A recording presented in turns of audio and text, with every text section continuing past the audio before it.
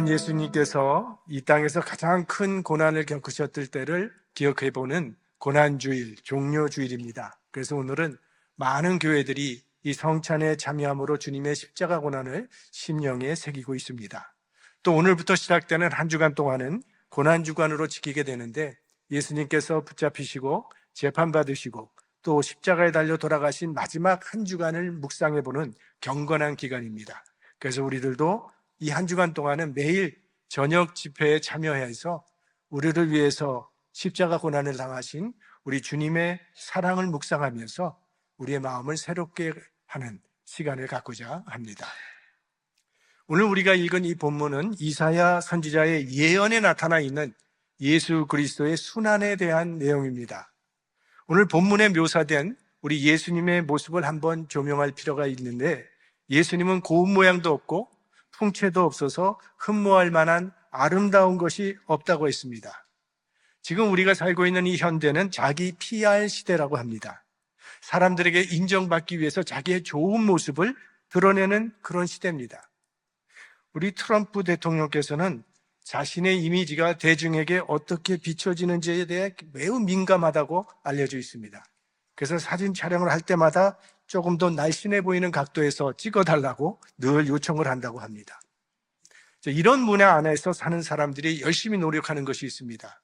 하나는 외모를 아름답게 가꾸려고 노력합니다. 보기에도 안쓰러울 만큼 살 빼려고 애쓰는 이유는 사람들에게 아름답다는 인정을 받고 싶어서죠. 한국에서는 외모도 실력이라고 합니다. 아름다워지고 싶은 욕구 때문에 앞으로도 우리 인간을 아름답게 만드는 산업은 계속 발전할 것이라고 생각합니다. 또 다른 하나는 좋은 스펙을 쌓으려고 노력합니다. 우리 자녀들에게 좋은 교육을 받게 하고 싶어 합니다. 좋은 이력서를 가지고 있어야 인정받기 때문이죠. 종종 이 가짜 박사학위 문제가 뉴스에 나오는데 왜 사람들이 그런 선택까지 하겠습니까? 자기를 좋게 보이려고 그렇게 하는 거죠. 근데 우리 예수님의 이력서는 볼품이 없었습니다. 출생부터가 불분명합니다. 마리아의 약혼자 요셉은 마리아가 잉태했다는 소식을 듣고 마리아가 그런 여자였는가? 마리아에게 너무 실망을 해서 조용히 끊고자 했습니다. 약혼자가 그렇게 나왔으니 동네 사람들은 어떻게 생각했겠습니까? 요셉이야 주의 사자로부터 이게 성령으로 말미암아 잉태된 것이라고 하는 설명을 들었기 때문에 마리아를 받아들였지만 다른 사람들의 시선은 결코 곱지 않았다는 겁니다. 그래서 성경을 보시면 유대인들이 예수님의 이 출생을 비꼬는 그런 이야기가 종종 나옵니다. 더욱이 예수님은 나사렛 출신이십니다. 빈민촌 출신, 오죽하면 나다나엘이 나사렛에서 무슨 선한 것이 나겠느냐 할 정도입니다. 예수님은 가난한 목수의 가정에서 자라셨고 정규 율법 교육도 받지 못하셨습니다. 그래서 이사야 선지자는 보기에 흠모할 만한 아름다운 것이 없고 멸시를 받아서 버림받았다고 그렇게 예언한 것입니다. 자, 그러면 예수님께서 어떻게 버림을 당했는지 한번 생각해 보겠습니다. 먼저 예수님께서는 자신이 만드신 세상으로부터 버림당하셨습니다. 요한복음 1장 10절과 11절 말씀에 보면 그가 세상에 계셨으며 세상은 그로 말미암아 지은 바 되었을 때 세상이 그를 알지 못하였고 자기 땅에 오매 자기 백성이 영접지 아니하였으나. 예수님은 이 세상을 만드신 이 세상의 주인이신데 세상이 그를 영접하지 않고 버렸다는 겁니다. 예수님께서 이런 비유 말씀을 주셨습니다. 한 포도원 주인이 포도원을 농부들에게 맡기고 멀리 다른 나라로 떠났습니다.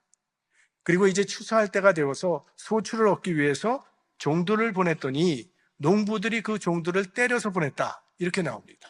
그래서 또 다른 종들을 보냈더니 여전히 똑같은 일이 반복되었습니다. 그러자 주인은 생각을 하죠. 아들을 보내면 내 아들이야 존중하겠지.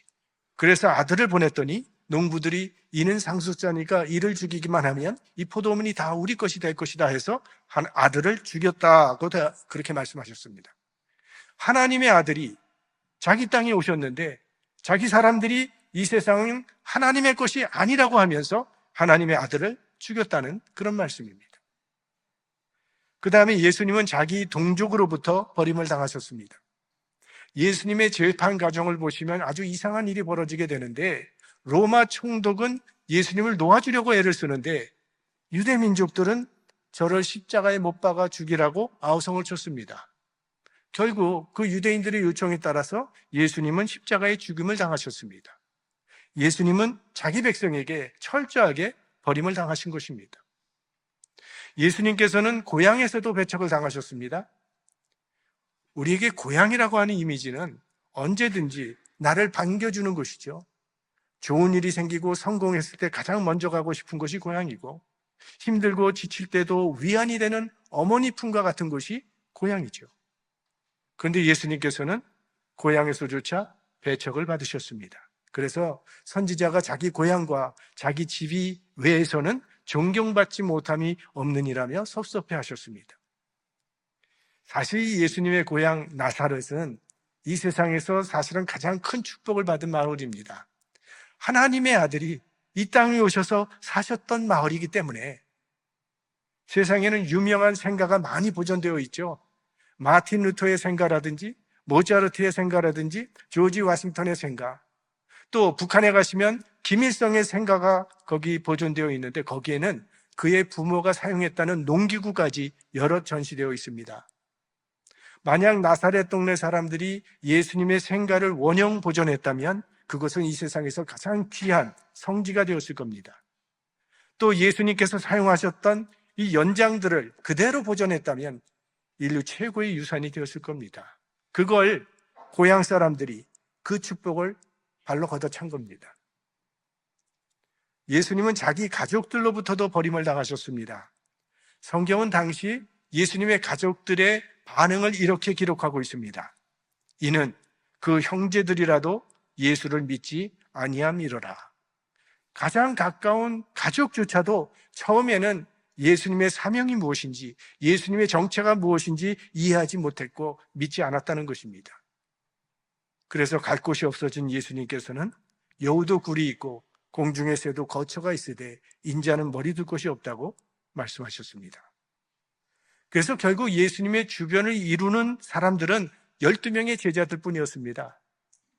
그러나 그들마저도 고난주간에는 다 예수님을 버리고 도망쳤고 예수님 곁에는 아무도 남지 않았습니다.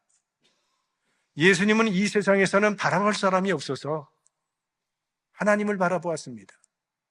그러나 하나님께서는 그 마지막 순간에는 하나님조차도 예수님을 외면하고 버렸습니다.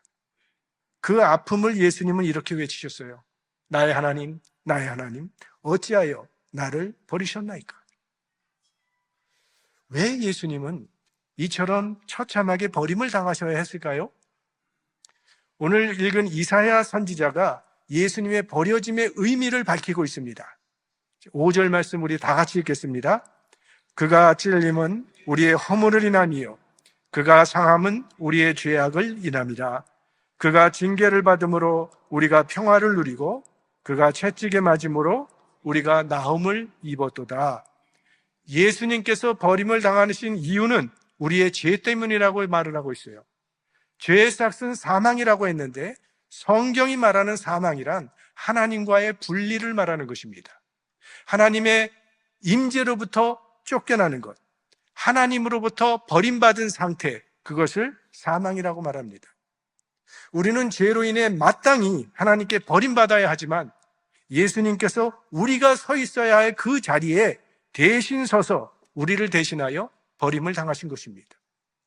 하나님께서는 자기 아들을 버리시고 대신 우리를 하나님의 자녀로 삼으신 거예요. 구약의 대속죄일 제사를 살펴보면 그 의미를 훨씬 분명하게 이해할 수가 있습니다. 이스라엘은 대속죄일에 이 백성의 죄를 용서하기 위해서 염소 2마리를 준비합니다. 그러면 대제사장은 이 염소 2마리를 놓고 제비를 뽑습니다. 그래서 하나는 여호와를 위한 염소, 다른 하나는 아사셀을 위한 염소, 이렇게 정합니다. 그리고 여호와를 위한 염소는 번제단의 속죄 제물로 하나님께 죽여서 드립니다. 아사셀을 위한 염소는 대제사장이 그 염소의 머리 위에 안수를 합니다. 이스라엘 백성의 모든 죄를 염소에게 전가한다라고 하는 그런 의미죠. 그리고 그 염소를 끌고 깊은 광야로 들어가서 거기에 버립니다. 그러면 백성들의 죄를 다 뒤집어 쓰고 사람들로부터 버림받은 이 염소는 광야길을 헤매다가 결국 마지막에는 야생동물에게 처참히 찢겨 죽임을 당하게 됩니다. 이거는 백성의 죄를 멀리 옮겨서 제거한다는 그런 의미를 담고 있습니다. 이것이 속죄의 방법이었습니다. 예수님께서는 십자가에서 인류의 죄를 뒤집어 쓰시고 버림당하신 아사셀 제물이 되신 것입니다. 예수님께서 버림을 당하셨기 때문에 우리는 하나님으로부터 버림당하지 않게 된 것입니다. 우리가 살아가면서 때로 하나님께서 나를 버리신 것이 아닌가 답답한 때를 만날 때가 있습니다. 시편을 읽어보면 그런 마음의 갈등이 많이 나타나 있습니다. 주여 어찌하여 주무시나이까? 우리를 영원히 버리지 마소서.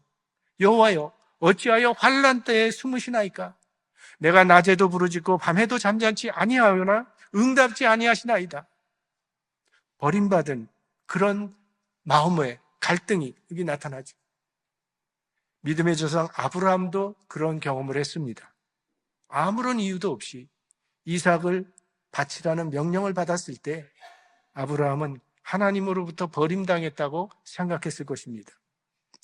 그런데 그것은 하나님께서 아브라함을 버리신 것이 아니라 여호와 이레의 하나님을 경험하는 구원의 과정이 되었고 그를 믿음의 조상으로 세우는 과정이었다는 것을 우리는 알고 있습니다.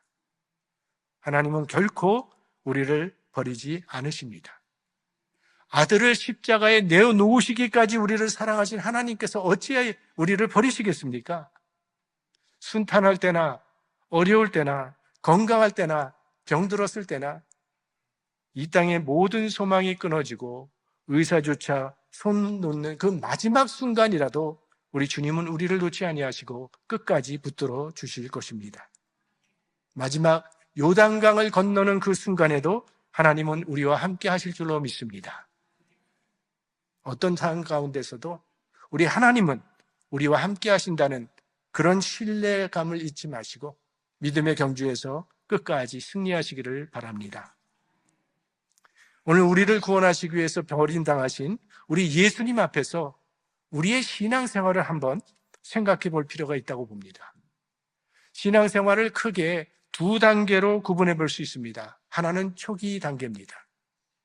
신앙의 초기 단계는 하나님을 향한 마음이 무엇인가는 얻고자 하는 데 초점이 맞춰져 있습니다.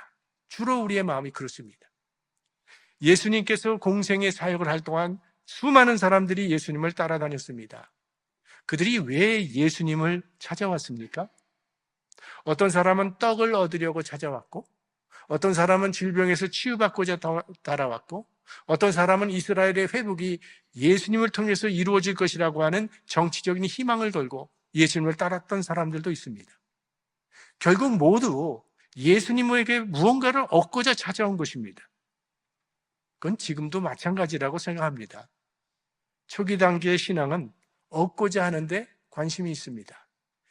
사실 초기에는 모두 그런 마음으로 출발을 하게 됩니다. 하지만 계속 그 단계에만 머물러 있으면 문제가 생깁니다.